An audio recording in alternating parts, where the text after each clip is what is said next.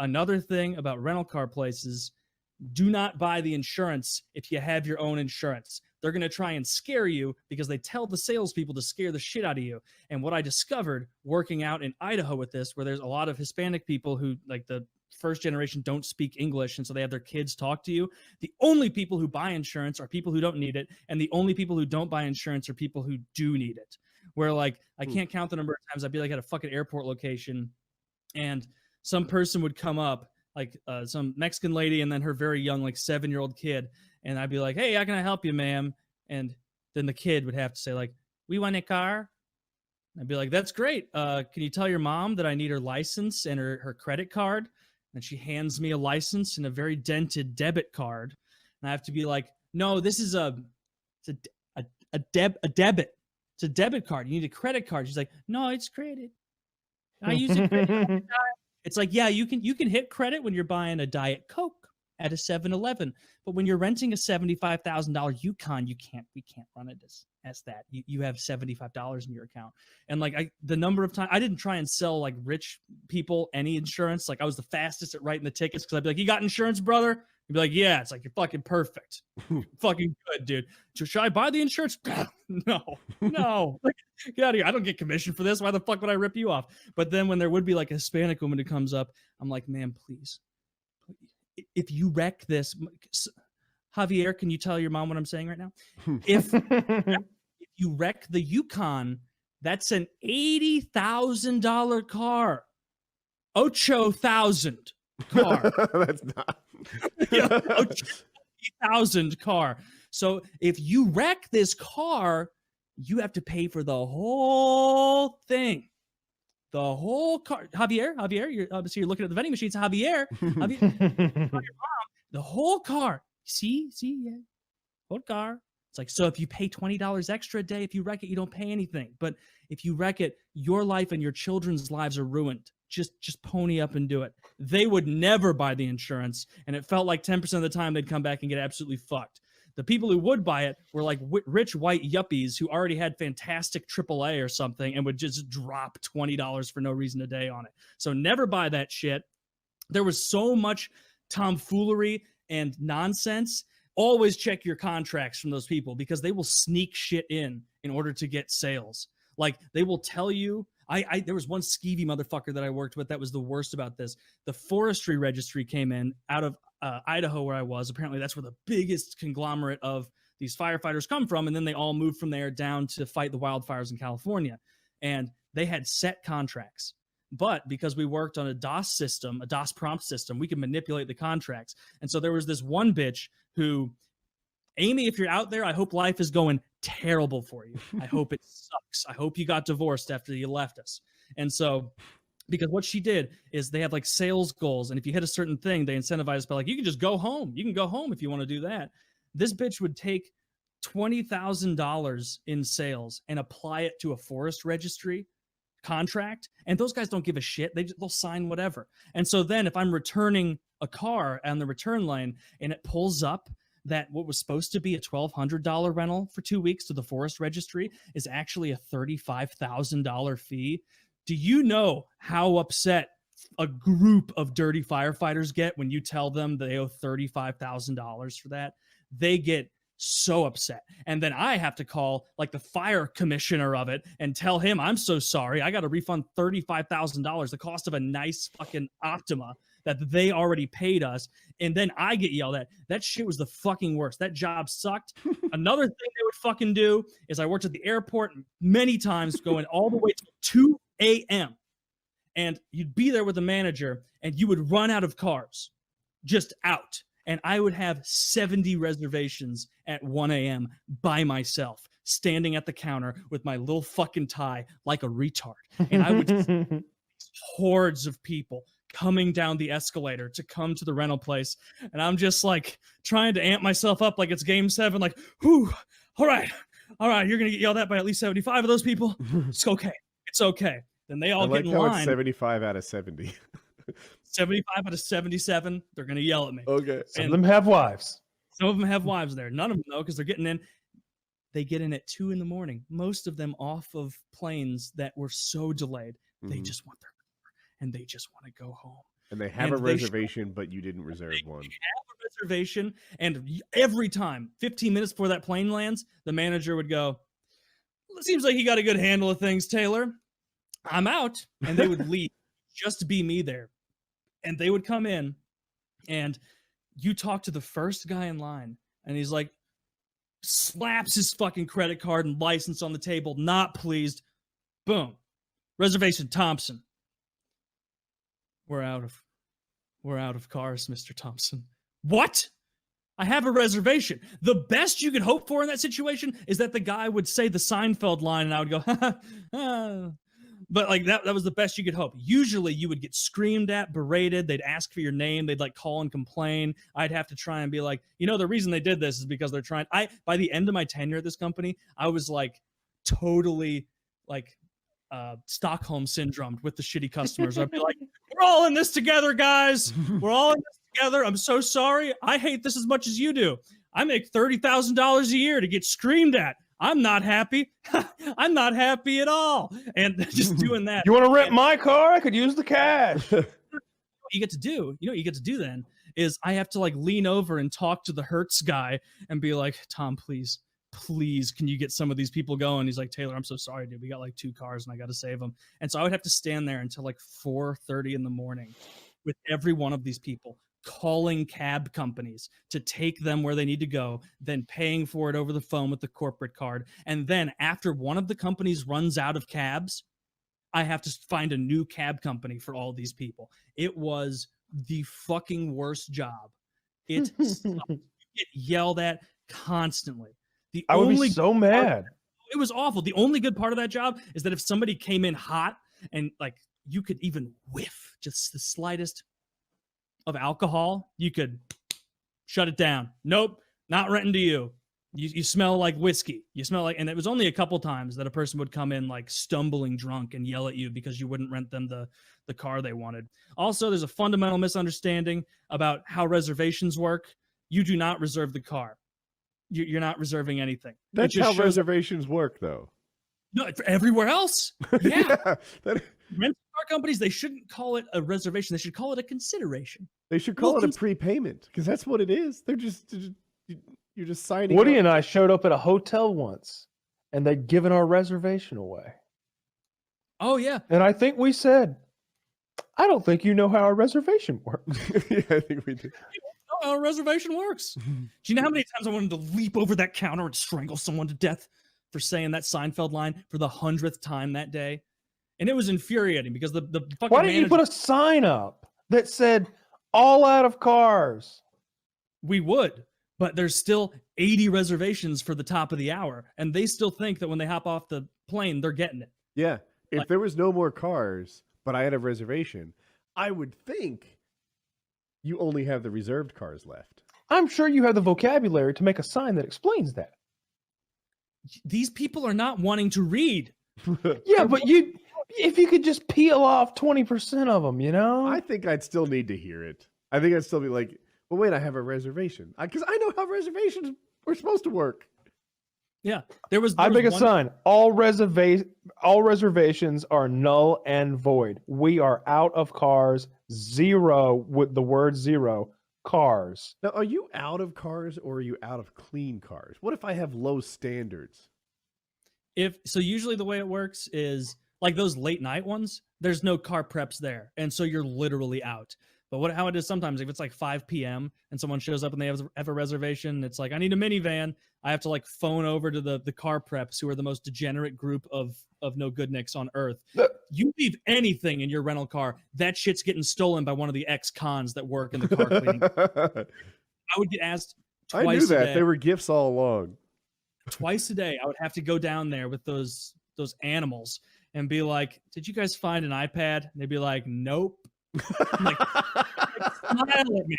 And I'd be like, you motherfuckers, can you please give me the iPad? And they're like, what iPad? And I'm like, I don't get paid enough to deal with this. So I just go back and say, I don't have that. We just had, if somebody lost a Garmin or something, we just had a bucket of them. Someone could have walked up and been like, hey, I lost 100 Garmins. I'd be like, just fucking just take them. I don't give a shit.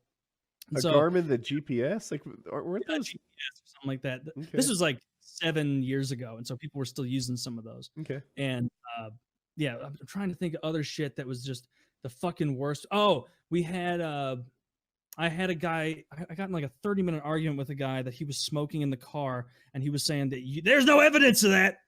I know my rights. There's no evidence that I was smoking in this car. And so I did what they teach you to do, which is like open up the back rear front door, look at the bottom. There's a pile of ash there. That's how you know they smoked. Didn't have to do that though, because there were dozens of cigarette burns in the seat, in the upholstery. Wow. It was a Kia Soul, and it looked like it had been to Vietnam and back. He put out his cigarettes on the upholstery Dozens of times. Just speckled shotgun looking thing. There was no evidence. I have it. I'll have to send you guys the picture. I guarantee if I go back to like 2013, I have that shit on my phone because you'd find weird shit in people's cars. You'd find dildos, sex toys. We found a costume once where Those you can are dress. gifts for the cleaners, Taylor, and I'm surprised you're less appreciative. One guy we found, he called back to ask. I'll send this too. It's a giant costume that you wear over your whole body, and it has an S on it, and it makes you look like a sperm. Costume. And so this guy had to call at one point, and he was like, yeah, I left a costume in the back of the car. And I was like, what kind of costume, man? He's like, it's a sperm costume. You know the costume, Taylor. I know. I'll send you that picture too. At the time, I just wanted to hear him say it. I had the sperm costume in the office. It was making me laugh so hard. And yeah, the only place I'm actually wearing it right now. This thing's pretty kick-ass. Pretty cool. No, I didn't put it on. It smelled weird. And yeah, the only place worse in the air, probably it was a little bleachy. But the only place worse in the airport that I worked was at an insurance replacement branch. So you know how most times if you're renting a car out of town, you pop by a Hertz, Enterprise, whatever, you go in, just a normal what used to be a bank usually, and it's like, hey, give me whatever the hell, and they go, here you go, and they take it. An insurance replacement branch is when you get in an accident and it's at a body shop and they need to drive their shitty car, have it towed there, and then they get a horrible replacement car from you. And none of these people know, for the most part, that their insurance doesn't pay for rental cars. You have to opt into that in a lot of situations. And so they'll show up furious, like not even the chance to put them in a good mood. So you're like sitting there in the middle of a warehouse like, how's it going, Mr. Jefferson? And he's like, well, I totaled my new car. How's your day going? And it's like, well, I regret to inform you, your insurance will not be covering the rental. How do you prefer to pay? It's like, oh, no, I'm not fucking paying. I'm not, you call my insurance. And then they yell at you, they scream at you, they call you incompetent. They say, you don't know what the fuck you're doing. Shut the fuck up. You're a fucking loser. Like they're mean as shit once they're in their zone of being pissed. One guy, it was in a bay, was so, I guess, not paying attention that there's a car in the front of the bay talking to the insurance person. At the entrance to the bay is where the rental place is, where they get you set up. There was a car pulled up to the insurance thing. Thank God no one was standing in the way. This guy must have came into the bay going 22 miles an hour, and he just slams into the back of this other car that's already there for repairs, and there's just fucking glass and shit all over the place. And then he gets out and yells at the lady who had that car there as if she was wrong. And he's like, these people are degenerates. They are the fucking worst a lot of the time. And then other times you'll come across the sweetest people in the world. My first day on that job, where I was working there, they tell me, Taylor, you don't know what the fuck you're doing, how to write contracts yet. Go pick up this lady. She's at this apartment complex. You don't know where it is. And so I had to look it up on my phone. I get over there, and there's like, I don't know what the hell was going on, but there were like a bunch of cars on the curb with people in it. And so I pull up my car there, and I don't know where to go because it's an apartment complex where there's just like stairs come down, and I just wait. I didn't know what to do. I didn't ever number anything. I just wait. And then I'm playing on my phone, and I'm startled because the door, my rear side passenger door opens, and this woman just starts going, oh, thank God you're here. My goodness. I got to strap my kid in the back. Do you mind I do that real quick? She starts strapping her kid in. I haven't said anything at this time. She gets the kid strapped in, and she goes, I left my wallet in there. Give me 1 second. Closes the door. I didn't say anything. I haven't said anything so far. I'm now in the car alone with, I think, in possession of her child. The 4 to 5 year old child alone. And like, that is the worst parenting I've ever seen, because I was not the only guy sitting there. There were 5 or 6 people sitting on that curb in a car. I don't know why, but for all she knew, she walked up to a random car, buckled her kid in, and left, because I gave no affirmative acknowledgement of it. It was my first time. I was a little nervous, and so that was weird. Yeah, that job fucking sucked. I got to think of funnier stories for it. Right now, I'm just kind of ranting about how What much made I you remember. choose it? That job sucked. I was desperate for money. I was just out of college. I didn't have hardly anything. Like I needed a fucking job, and they were the first one that called me back. Went in, interviewed, got it done, and I was like, that's what I got to do now. I got to make money. Yeah, rental car companies hire a lot of people fresh out of college. Every major. And they all leave within 2 years. Yep. The turnover time in those companies is the worst because you get paid shit and they work you. They tell you when you're getting the job, so you're prepared to work 48, 50 hours a week. And you're like, yeah, that doesn't sound hard.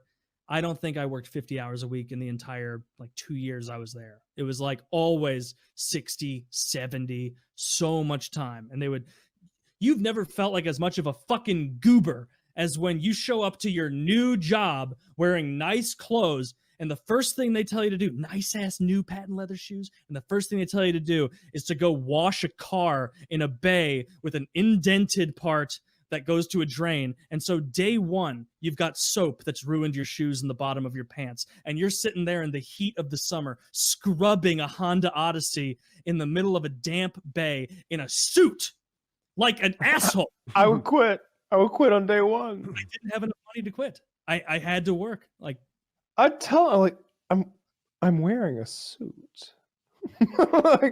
like, can I go get some khakis and a polo, or like is there a uniform here? That was Wasn't there a uniform like khakis and a polo? No, it was dress pants, khakis, and then a long sleeve white or light blue shirt and a tie. See, this is why I use Avis. Y'all are too stuck up over there. You're preaching to the choir. Don't use Avis. The best one is use National, because National, you sign up for their Emerald Club, and then you don't have to talk to a single motherfucker at the airport. You I go like out, to talk. I negotiate. you scan it. You're not going to negotiate with one of these companies that well. I've done it many times. I always get a free upgrade. Free upgrade. Those are, what they do is they add. I'm a mid-size to a full-size SUV. You know what was the worst is when someone would come in and it'd be like, I rented an economy Toyota Corolla. And it'd be like, ma'am, I've got such a treat for you. A brand new Camry. Ford F-250. Hold the phone, ma'am. Hold the phone. This is a free upgrade for you. A free upgrade into and every time. The reason I'm doing it is because that's the only car on the lot, and I'm trying. Of course. And then she'll be like, that's a little too much car, and I'm just driving to Provo to see my nephew and the gas mileage on that. And I'm like, ma'am, have you ever heard of Sirius XM? Because this comes with Sirius XM stuff. This woman is 5'0" and elderly. I'm trying to just grind her into a fucking never You're worked. exaggerating. Not really a 250. It was a 150. Still, yeah, okay. Yeah, I always try to like upgrade, like an upgrade that makes sense though, like a V6 to a V8, or like a. What do you say to get it? I tell them what I want. I just start a conversation with them, like yeah, it's gonna be kind of tight in that Explorer. Can you just get me in an Expedition? I saw some out there. If you want to get free upgrades like that, like if you're paying for something that's $20 a day and you want a car that's $55 a day, just tell the person at the counter and go, hey, I want a free upgrade, but I'll also buy roadside assistance protection from you. So then you get a sale and it's all fine. And that's only an extra $4.99 a day. So basically you're getting a car for $35 that's more expensive. You pay $4.99. We're both happy and look good. And 100% of the time people are like, oh, fuck yeah. Yeah, let's do it. So many times I've got so many times I've gotten free stuff or free upgrades just in life, just by asking. In car sales, we call it asking for the sale. Somebody be like, yeah, you didn't buy the car. Did you ever ask him to?